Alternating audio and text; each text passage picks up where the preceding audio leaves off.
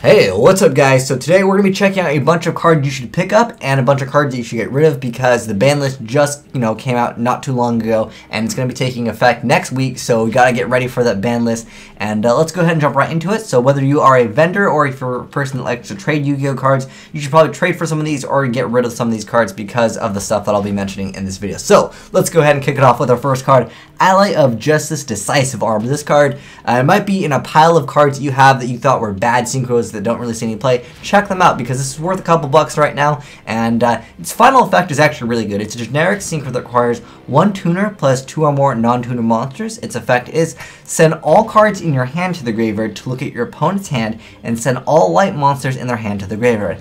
Then inflict damage to your opponent equal to the total attack of the opponent's monsters sent to the graveyard. So that means if they have 2 Judgment Dragons and basically any other 2 monsters, you can just finish off the game with just Ally of Justice Decisive Arm. Plus this card can still attack during the same turn and it has 2 other effects that you can check out if you really want. But that's what you're basically going to be using it for, basically to OTK your opponent if they're playing Lightsworn.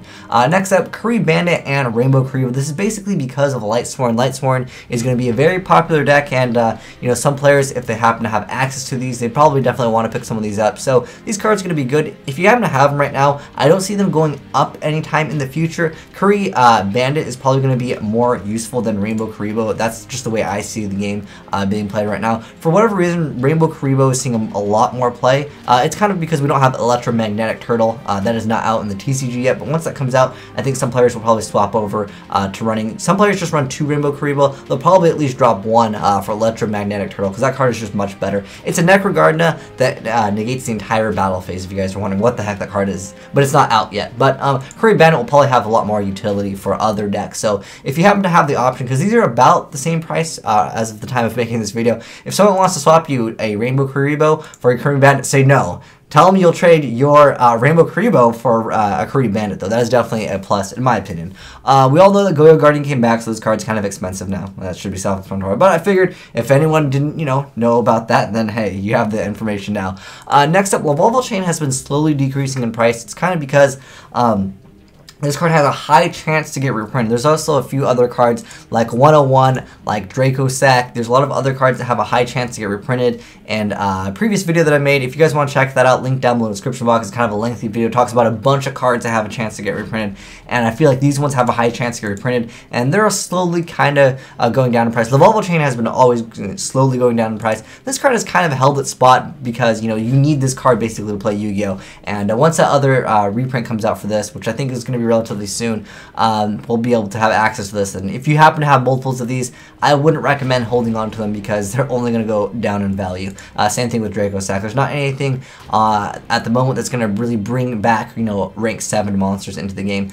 There's also the whole Sylvans. Everything in Sylvans is slowly just kind of going down. No one has really been playing the deck. The deck is definitely a great deck. I think it's just a little bit too complicated for a lot of players because the combos in this deck are really, really extensive, and if you mess it up or you miss timing or something like that, it can cause a lot of problems. But it's kind of a difficult deck to play, but it definitely can be rewarding if you know how to play the deck. But there's also this card called Madolche, which will basically shut down the deck completely unless they happen to have breakthrough skill. Anyways, next up, Stardust Dragon and Starlight Road. If you guys don't know why these cards are just kind of going up in price, Stardust Dragon will always go down in price once it gets a reprint, then it slowly just creeps back up to like the $10 point all the time. It happens so often. It's simply because any player that plays this game will always usually want to get like 1 Stardust Dragon. It just happens, whether they're going to build Assault mode or like they're playing Malefic or something like that. Stardust Dragon is just also just a decent card. But it's also really good because Starlight Road is seeing a lot more play because of Lightsworn, which is a video that I'll make. Basically, if you're having trouble against Lightsworn, Starlight Road wins that deck. Like, it makes it so much easier. I know they can side deck to Kuri, but this card, it just beats Lightsworn because not only does it stop them from, having a Judgment Dragon on board, but also lets you have a Stardust on board, which can negate another Judgment Dragon from activating its effect. Next up, we have the Artifact Ignition. This card is actually going down in price. I don't see artifacts doing really anything in the future, just because the Star Seraphs can go for faster rank 5 plays. If you really want a rank 5 deck, there's going to be another deck that can actually really utilize. Well, actually, Star Seraphs is more of a rank 4 deck. You can technically make it rank 5. It's a little bit more difficult, but it's just going to be much faster. I don't think artifacts are really going to be taking off too hard.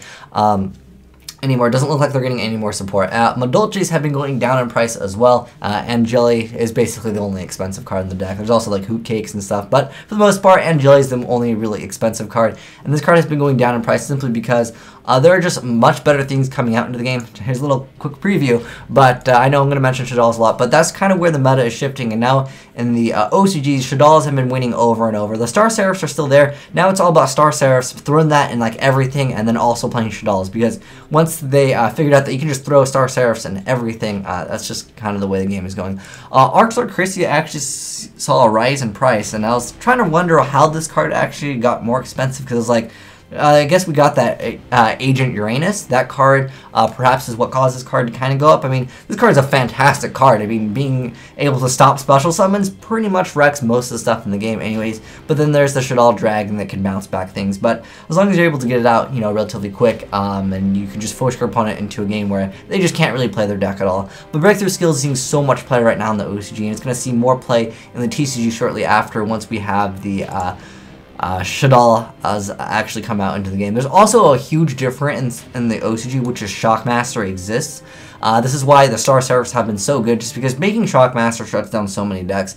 And this card, I mean, if you make this card against spellbooks, you call it effects, or you call spell cards. If you get matched up against Shaddolls, or most decks in general, you call monster effects, and most decks at that point just fold, because that's a pretty good effect, just, you know, having a monster that has high attack and your opponent can't activate any monster effects in the game. But that's just a huge difference in the game, where Shaddolls can kind of suffer because of Shockmaster, but since Shockmaster is not legal in the TCG, that makes a huge difference, like I said before. But those are all the cards that are going to be going up and down in price. So if you guys have any other cards you thought I should have mentioned in this video, hey, let me know in the comment section below. But like I said, there's a video that I did that has a lot more discussion about a bunch of cards that have a huge potential to be reprinted, and Konami already basically hinted at it anyways. I mean, how long has it been since we asked for a Dracosack reprint, and, you know, we haven't gotten it? So I think it's going to be relatively soon that we'll get this, and as well as other cards I mentioned in a previous video. If you guys want to check out, the link down below in the description box. But anyways, thanks for watching, guys. Have a great day, and hopefully you can get rid of these cards or pick up some of these cards relatively soon, because that's just the way the game is going to be going. If you do not have a deck and you want to build the best deck right now, guys, highly recommend you to think about Shaddolls. It's going to be a very, very strong deck, because it's going to be super, super consistent, and on top of that, it's relatively simple to play. The combos aren't really too difficult. Something like plants back in the day, like the Synchro Plants, it's a very, very simple deck to play.